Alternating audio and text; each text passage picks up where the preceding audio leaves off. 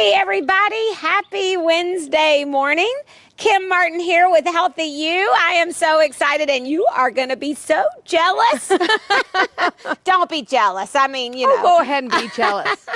I am with, of course, the amazing Mary Ardapple, my Hello, good friend, and host of our second Wednesday morning show every month. And she comes and shares her awesome wisdom with us. And if you see this beautiful garden behind us and this lovely atmosphere, we are at Mary's home, her wonderful home and garden today. And we've pre-recorded this show so that we could air it on Wednesday morning at 8:30 at our normal time. So it is a pre-recorded show, but we thought it would be awesome to just show you really what you're doing out here, Mary. You're talking about, you've got this new word that you taught me today that I haven't never heard before. You've never heard the word ecotherapy? I have not. Ecotherapy, that's the word. Ecotherapy, yes. That is the word of the day. So welcome to my yard. I'm very, very blessed with this little nook and cranny that my husband Chris and our dog Maddie and I get to reside at. And behind us is my working art. Some of it's edible art, some of it is fragrant art, but it is really a home habitat for Mother Nature and provides me a platform for my own ecotherapy. Yeah. So what is ecotherapy? What is it? You're kind of wondering, aren't you? I mean, just hearing the word and knowing you, I could probably give a decent definition, but not a good one. So you tell us. Well, back in the late 1990s, a guy named Howard Kleinbell coined this word ecotherapy. And it really is a word that resonates to the benefit and value to a person's overall well-being, that they are nurtured by healthy interaction with nature. So we run, you run and I run. That's right. And so we're out on the pavement or on the trails, so we're in nature. But ecotherapy is more than just being out of doors, so there are wonderful benefits with that. Ecotherapy is really this interactive relationship with it. And you love that word too, relationship. I do. We talk about that a lot on time. your show on Healthy You. All the time.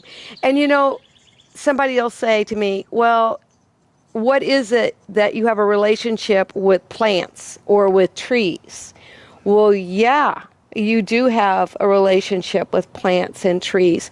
But our first line of a relationship, I believe, really, with plants and trees are either cutting flowers for a beautiful vase in the house, or possibly the peas that grow early spring. So we're eating the fruit of the plant, but we're not really engaging with that plant. Same way with trees. We see the apples on the tree. We see the leaves on the tree. But really there is a language amongst the community of trees and Mother Nature. So ecotherapy takes this thought of wellness and well-being in the out of doors deeper than just the byproducts of nature. Sure. But it's really recognizing that humans came after nature. Right.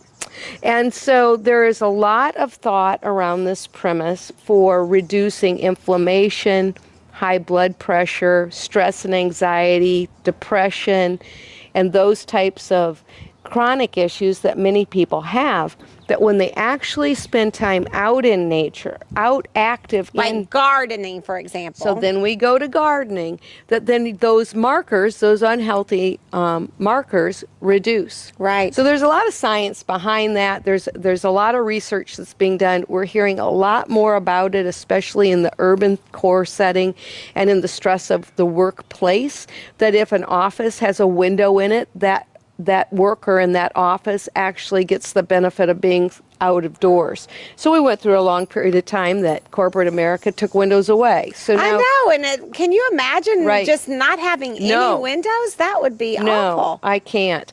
So gardening for me is what I would put into the ecotherapy category as a contemplative practice. We've also talked about contemplative practices before. So gardening, a home gardener, you're in your dirt. It is somewhat spiritual, meditative.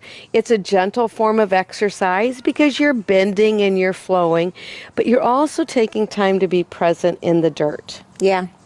Ecotherapy. Ecotherapy.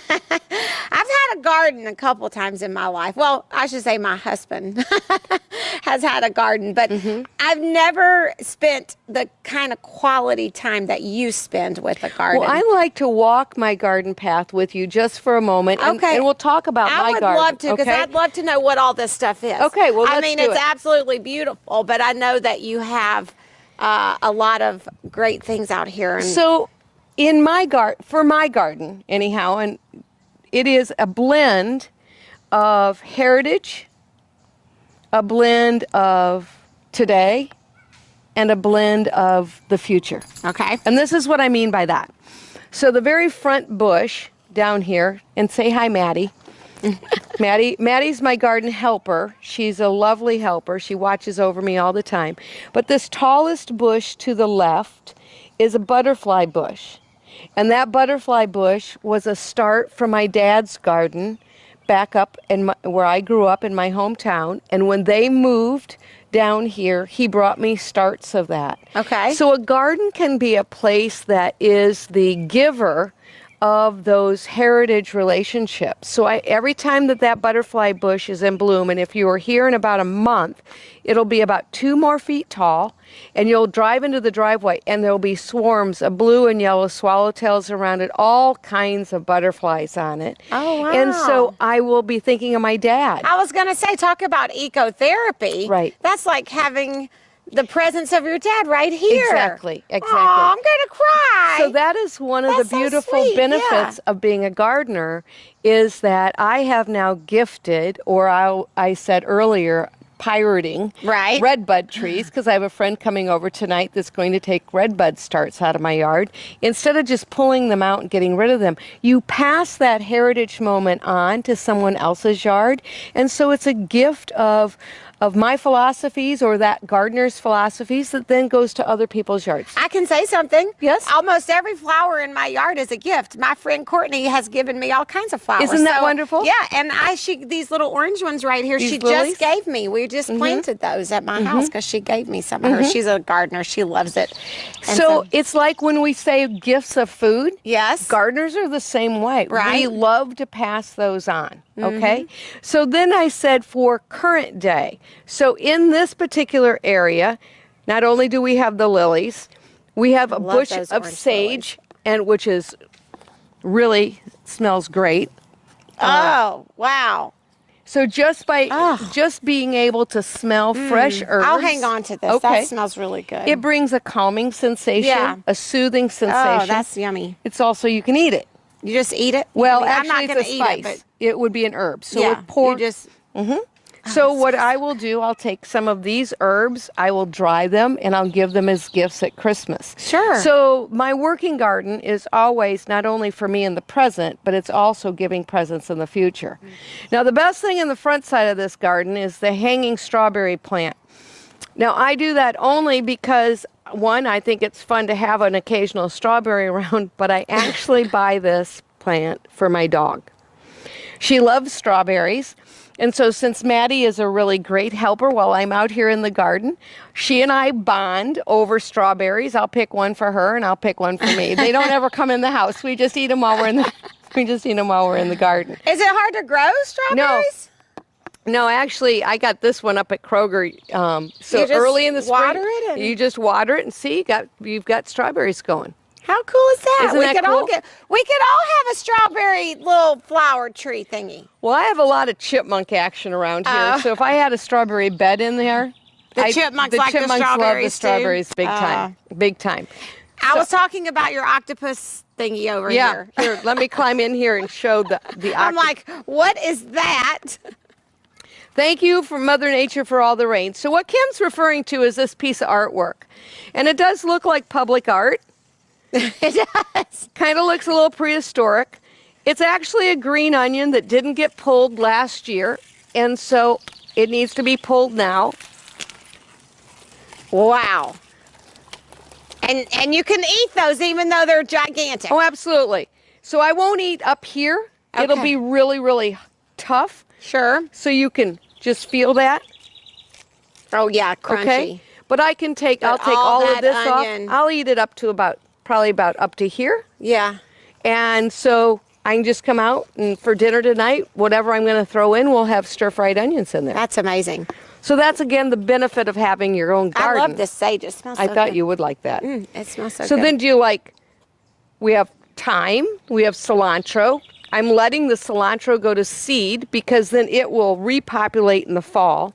Here's another wonderful little thing for you to smell. This is that? Thai basil. Thai basil? Thai basil. It has Oh, more wow. licorice in it. It smells exactly like licorice. It does. What do you put that in? I use that in a lot of stir fries. So it's really good with coconut milk stuff. Yeah. It's great. And I use herbs in everything. You So can add it. it's- Yeah, It you always just adds add it. nutrition. And it smells so good. So now for, again, present day, we got to think about our feathered friends, right? Our birds. Our birds. So I have 2 nice sunflowers started. And so these guys are going to get some big heads. And then the birds will be able to just eat right off of it. I Wow. don't do it anything, but I do it for the birds. So that goes back to my philosophy on ecotherapy, is not only harvesting things to take indoors or for gifts, but really having a relationship, giving back to Mother Nature. So that's where ecotherapy, I believe, takes that philosophy a couple of steps further downstream.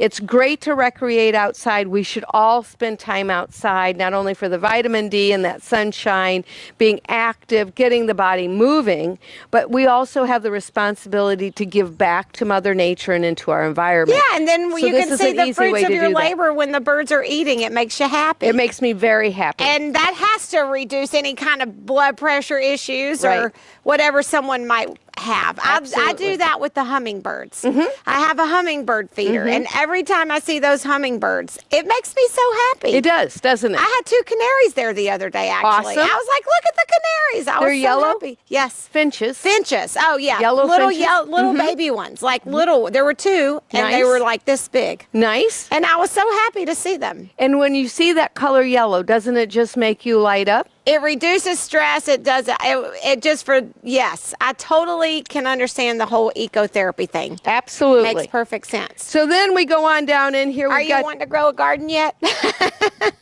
so we've got broccoli, we've got red raspberries, and the red raspberry patch is climb Can on you in see here. her?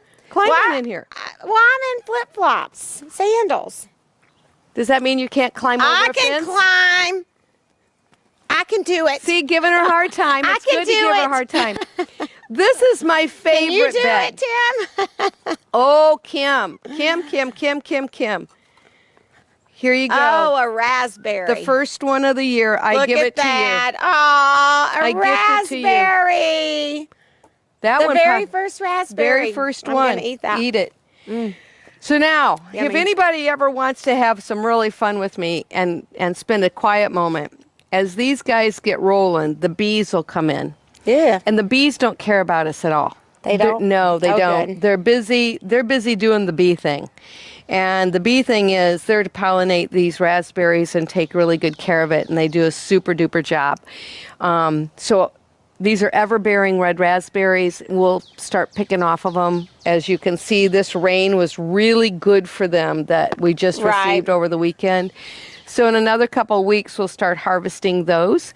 We eat those. I don't put those in the freezer. But you always These are make all raspberries? this whole bed is raspberries except Oh. for a rogue squash plant. Is that where you got your squash last fall? Well, not from this guy, but we're going to see, as I have said in the past to the viewer, though I compost, where my compost bin is, it doesn't get hot enough to kill all the seeds in it. Oh. And so when I put compost into things, there will be a rogue something. And I choose whether I let it to stay or not. So it's, again, I decided that dude should stay. And we're just going to keep stringing it along and see whether What happens. what it is. It's either going to be a pumpkin, a spaghetti squash, or a watermelon. So you're not sure yet? I really don't know. Because they all kind of look They similar. all look a lot alike. Then behind us, we've got tomatoes going. And these then will be for the future.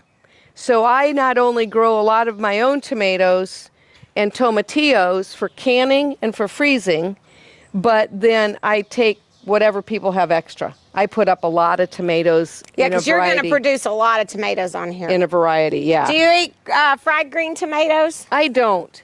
Oh, that's a Do good you like? Southern treat. That's a big Southern treat. I love fried green tomatoes. I don't eat them very often, but So my now- sister makes good ones, so, when she makes them, I eat them. So I recognize that many of our viewers don't have the ability to have a garden. Right. But that does not preclude them from having the benefits of spending time out in nature intentionally. Not just going for a walk on a path, but really sitting and taking that moment to listen to the sounds of nature. So just while we're out here and we feel the breeze, being observant of how the leaves move with the air, just that current. That's all happening without mankind forcing it to happen. And that brings us then those healthful, well-being benefits of just being out in the air. How often do you just got my run done? Right. And so it's all about getting the run done. So when we take a moment to observe what are we hearing when we're running or walking or just sitting outside with a cup of coffee. I just think those thoughtful moments in Mother Nature is where we really, really get some excellent benefits. Especially with the birds chirping in the past. I mean, in the background. You think about all of the meditation, which you love that, and the meditation and the music that we listen to has the birds chirping in the back. But this is natural. I'm getting myself some ecotherapy out here. That's absolutely right. And so relaxing. That is what it is all about with ecotherapy, is being present in nature, allowing that air to brush against our skin, smelling, using the senses in smelling other items, Smells so being good. able to eat fresh food that you have just harvested, or maybe giving a bouquet of flowers to a neighbor, passing along that gift of a plant. And when you wrap all of that together, then we are bringing a lot of well-being to our own individual person, besides sharing that with others. Yeah. So, and the health benefits of just eating whole foods. absolutely. I mean, fresh grown whole foods. And you and your doggy are enjoying them right out of the garden. Oh, my dog and I enjoy it all right out of the garden. So this is what I think that we ought to do. What is that? This is arugula. Oh, And I have for salad. For salad, and I have some green leaf lettuce over there. Okay. That I think what we ought to do is go ahead and pick a little of this, Okay. rinse it off in the house, and have a little mid-afternoon snack of fresh greens. What do you think about that Sounds idea? good to me. Okay. Sounds healthy and good. See, here's another rogue something. This is a tomato plant that isn't going to stay there. That's just kind of coming up where it shouldn't be. It's not going to come up.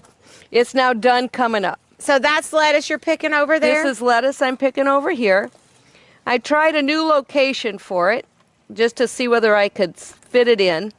So as we talk about growing things in a garden, for our viewer that doesn't have the either time or geographic space to go ahead and put that many things in the garden, what I recommend is they do pots, or sign up for a CSA and use the farmer's market. What about the farmer's market and the CSA? Absolutely, Yeah. absolutely.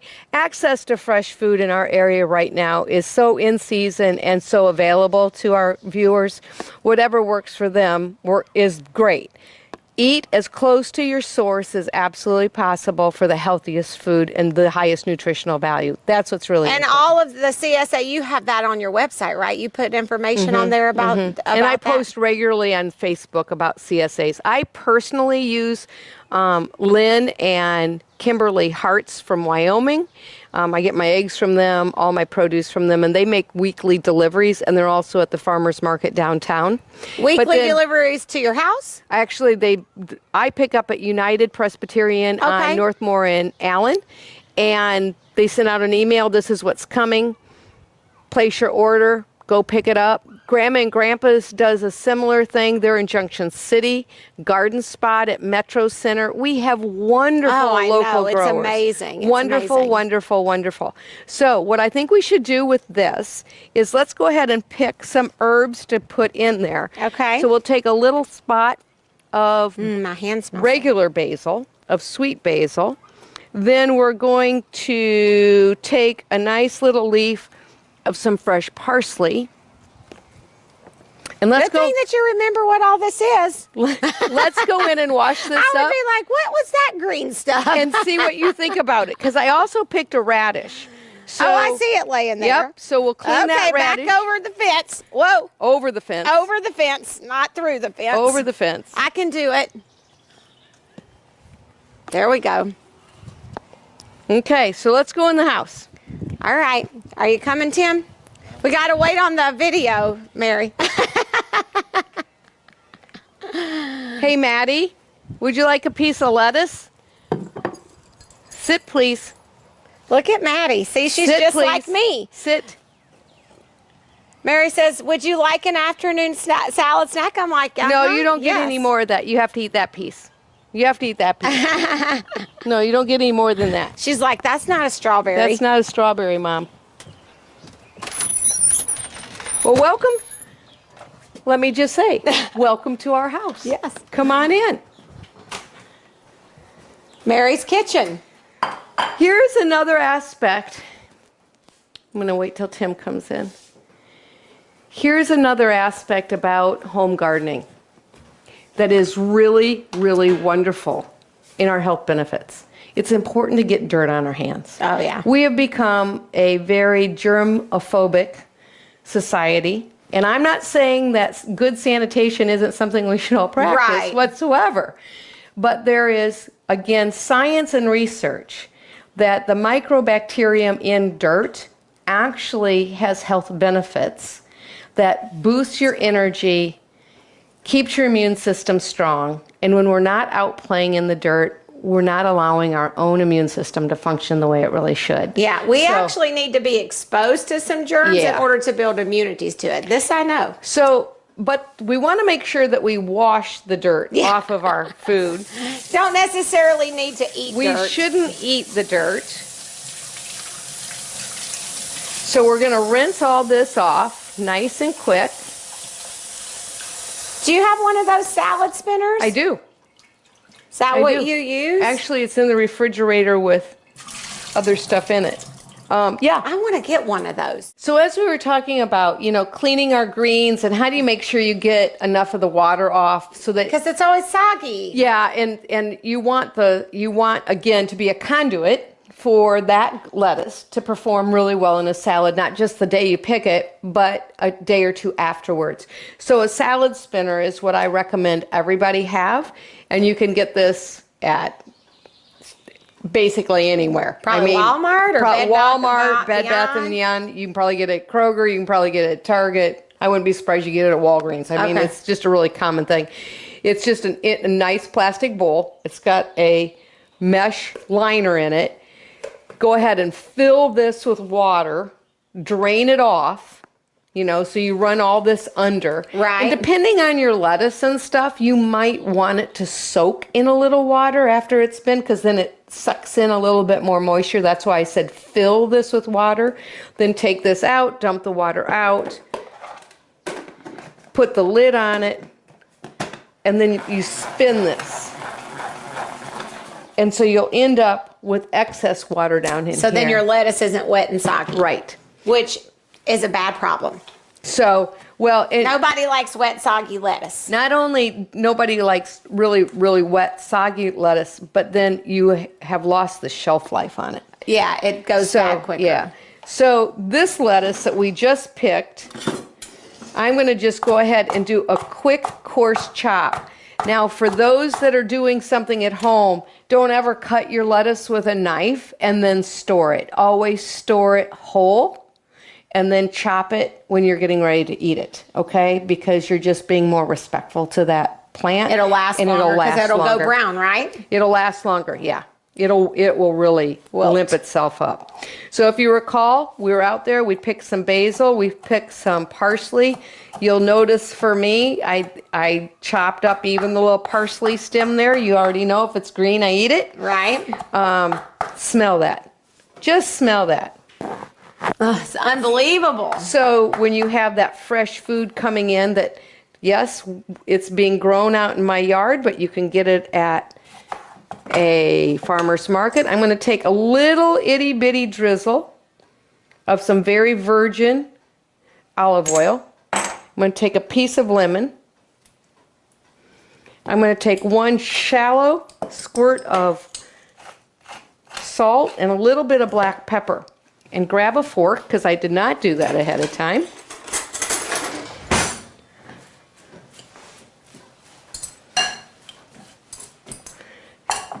And why don't you have a little bite of a nice green afternoon snack? Now I know you're jealous. I don't blame you. I would be jealous over this. So now here's the balance in Mary's philosophy about her relationship with food. Eating really, really green, really, really fresh food, and there's a really big smile on her face, is a really major part of a healthy diet.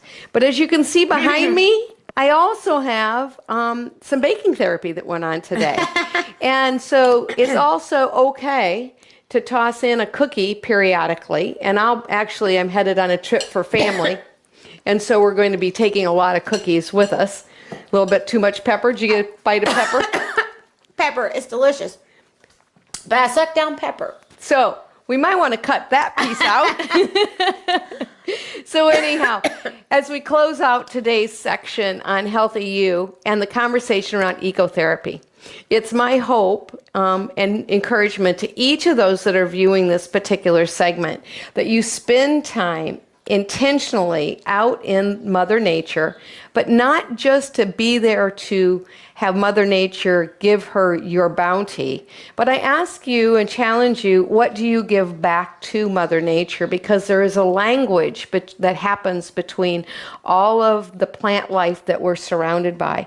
And if anybody wants to have a good summer read, I have a recommendation for a good summer read. I'm just finishing it right now, and it's called The Overstory. And I'll be posting more about that book on my next newsletter. So if you haven't signed up for the Coreview Coach newsletter, please visit my website, sign up on that homepage so that you can get that newsletter next week. And there will also be some fun and yummy recipes on there. Always yummy recipes. Did I mention I canned strawberry jam with chia seed and honey? Yes, you were telling me that before the show started.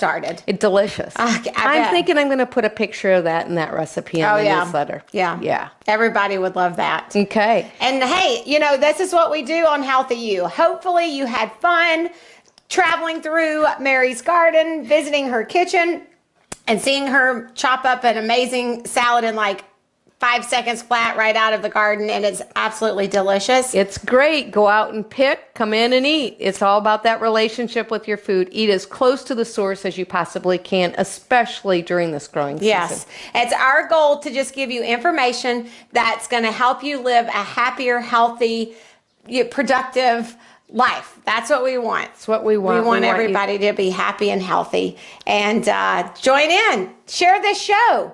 And, tell everybody about it. Share it with your friends and let them know about Mary, Coreview Coach. Email me anytime. I'm available at mary@coreviewcoach.com. I answer questions about kitchen chatter all the time.